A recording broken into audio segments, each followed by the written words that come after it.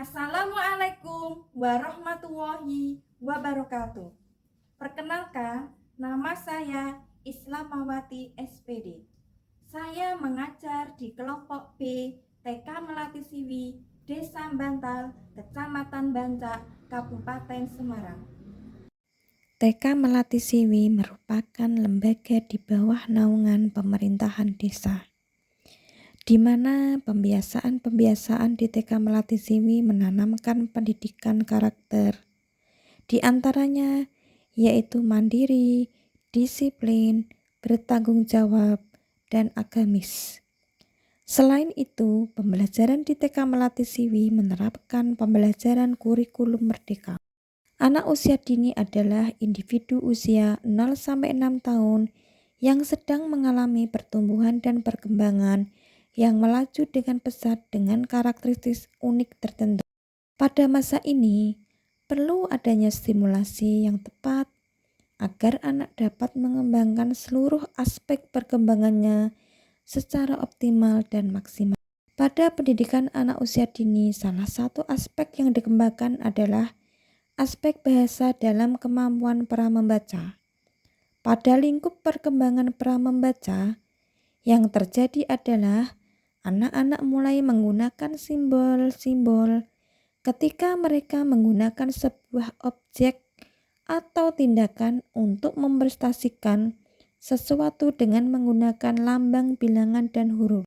Berdasarkan observasi peneliti, dalam perkembangan kemampuan pramembaca kata, khususnya di TK Melati Siwi belum berkembang secara optimal.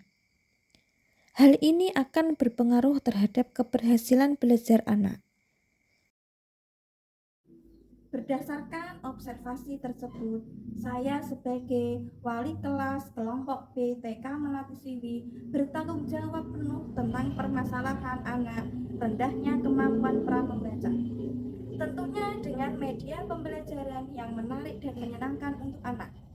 Jika permasalahan tersebut tidak segera ditangani, maka akan terpengaruh dengan fondasi belajar selanjutnya.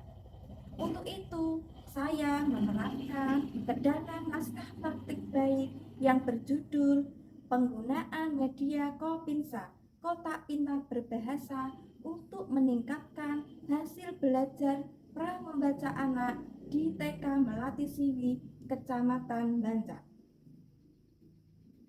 Adapun yang menjadi latar belakang permasalahan tersebut berdasarkan situasi di TK Melati Siwi, Kecamatan Bancak, yaitu sebagai berikut. Dalam kegiatan tanya jawab tentang bunyi suku kata, anak belum mampu menjawab pertanyaan terkait dengan suku kata tersebut. Dalam kegiatan menyusun kata, anak masih kesulitan dalam menyusun kata atau membentuk kata-kata sederhana berdasarkan huruf-huruf yang mereka pelajari. Mereka belum mampu mengidentifikasi atau menggabungkan huruf-huruf menjadi kata-kata yang bermakna. Anak belum mampu menceritakan hasil karya yang anak buat. Setelah dilakukan analisis terhadap hasil kajian literatur dan hasil wawancara dengan kepala sekolah dan teman sejawat, diperoleh tantangannya yaitu keterbatasan sumber daya sarana prasarana lembaga, media pembelajaran yang kurang menarik untuk anak, dan kurang dukungan dari orang tua. Langkah-langkah yang saya lakukan untuk menghadapi tantangan tersebut yaitu menerapkan media Kopinsa. Menurut Puspitasari dan kawan-kawan, kotak pintar adalah bentuknya balok yang memiliki dua sisi dalamnya dan terdapat kartu pintar. Kartu pintar tersebut merupakan kartu bergambar dan kartu kata. Adapun proses pelaksanaannya yaitu 1. Tahap perencanaan, membuat modul ajar dan tujuan pembelajaran. Membuat rubrik penilaian anak. Menyiapkan media Kopinsa. Dilanjutkan dengan proses pembuatan media Kopinsa, kotak pintar berbahasa. Adapun perencanaan yang ketiga yaitu setting kelas.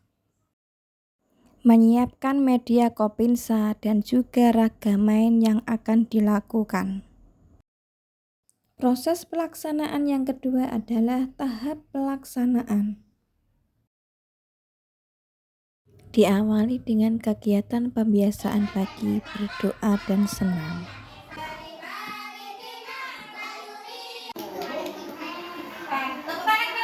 Dilanjutkan dengan konsep pemahaman awal tentang tema.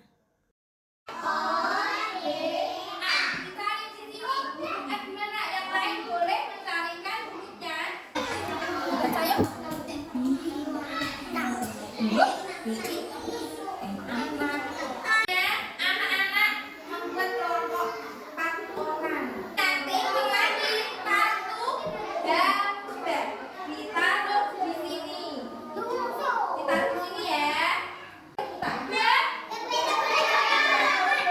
Ketiga, nggak boleh nakal.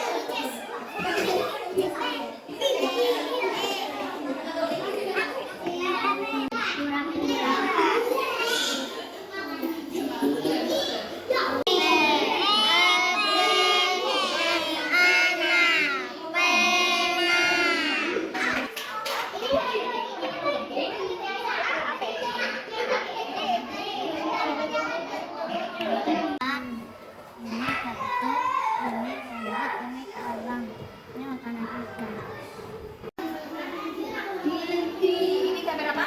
Ini apa? Ini apa ini? Ini dibaca.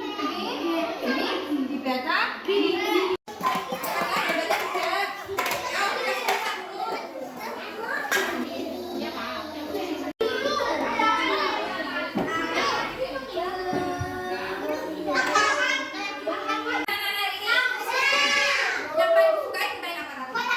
Kotak tinta. Siapa yang bisa menunjuk tangan untuk jari? Ya, dari Mbak Aisyah tadi mengatakan apa? Ya, ya, bukunya apa? Dibaca.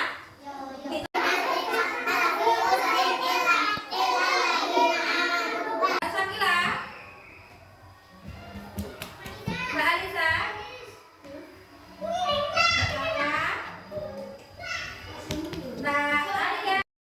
Setelah dilakukan proses pelaksanaan menggunakan media Kopinsa, saya menemukan beberapa hambatan.